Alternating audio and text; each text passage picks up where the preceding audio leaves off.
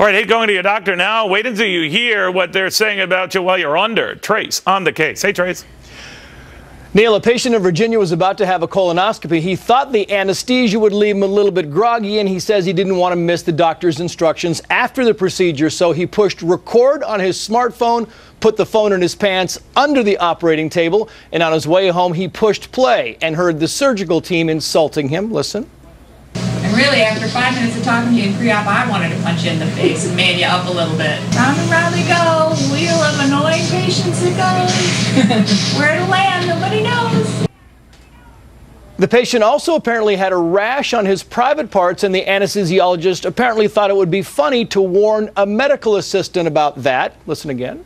Just make sure you're gowned up. Give me some lube on the phone. I don't want you to accidentally rub up against it. Some syphilis on your arm or something. That would be bad. That would be so bad. It's probably tuberculosis in the so I think you'll be all right.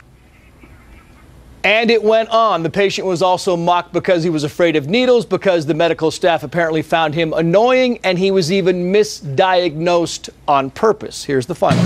I'm going to mark hemorrhoids, even though we don't see them. I probably won't. I'm just going to take a shot in the dark. Well, the patient, who still does not want to be identified, sued for malpractice and defamation. The surgeon and his practice were not held responsible, but the anesthesiologist, who you heard, and her practice were, to the tune of $500,000. Legally, experts say the case was a bit weak, but the jury was clearly offended by those comments. Neil. Wow. Trace, thank you very, very much.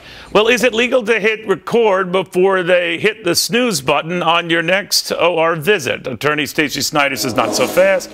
Janelle Weinstein disagrees. All right, so Stace, your view on this. Well, this is the state of Virginia, so it's called a one-party recording state. So as long as one party knows the tape recorder's running, even the person who's operating it, it's legal. But there are other states. I'm recording you. Only I know it. You don't. It's You're okay fine in Virginia. That state.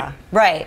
Other states, it's a two-party state. Both people have to know. In this case, they didn't know about it. But there's no case law about bringing recording equipment into an operating room. Well, this was by accident. Added on, right. We're told, but it's pretty weird stuff. It is. It's very unusual. This audio recording was done with the intention of taping the doctor to get all the instructions, not to tape somebody unknowingly. Do you believe that? I mean, would the doctor be saying that during the, like, oh, I got to tell this guy that he's got to eat lightly after this, you know? Well, the way that the complaint was written and the way they brought it to the jury, and the judge found it admissible evidence because they said he had the recording on before. He had no intention of recording other people without their consent. But bottom line, I'm saying it doesn't even matter whether I just listen to this and saying these guys are doctors. They know better. And I know, God knows what they're doing when I'm out field day. But I'm just saying, it makes you wonder, like, shouldn't you be looking at my colon and checking things out? Well, that ultimately is what the jury came back with such a harsh verdict, because they were so offended by these comments.